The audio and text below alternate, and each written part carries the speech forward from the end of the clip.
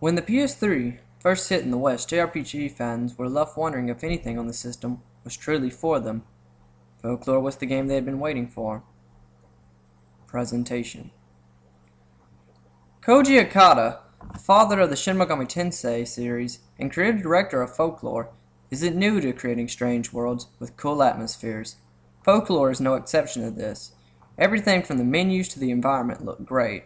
However, the menus may be a little too simplistic for some people. There are also some unique ways of displaying cutscenes.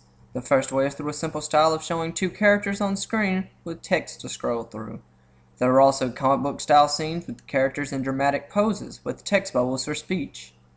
The last two styles are voice-acted videos using the in-game engine or FMV sequences. The lack of voice acting may be an issue for some people.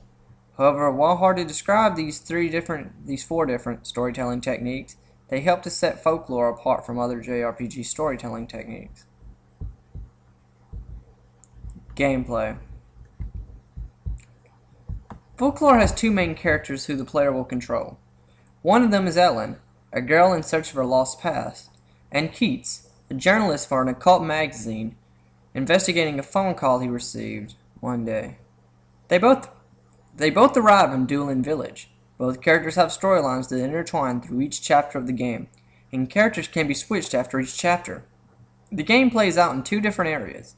In Duelin Village, the player will talk to different villagers and investigate a series of murders. However, at night, a world containing elegant creatures and those who have died in the real world opens up.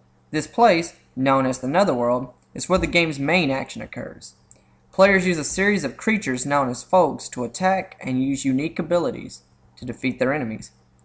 Many times, the player must determine a folk's weakness and use another folk to exploit it.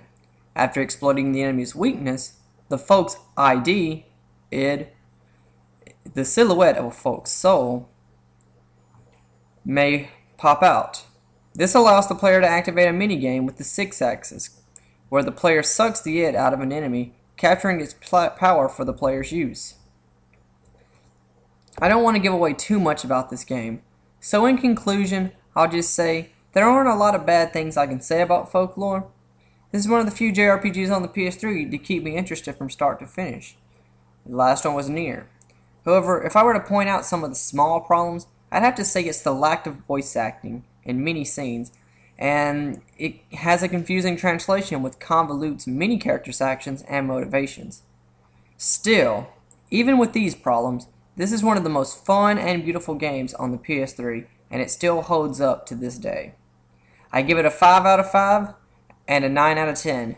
Be sure to pick this up at your local Walmart bargain bin or local GameStop, where you can certainly find it for around $20.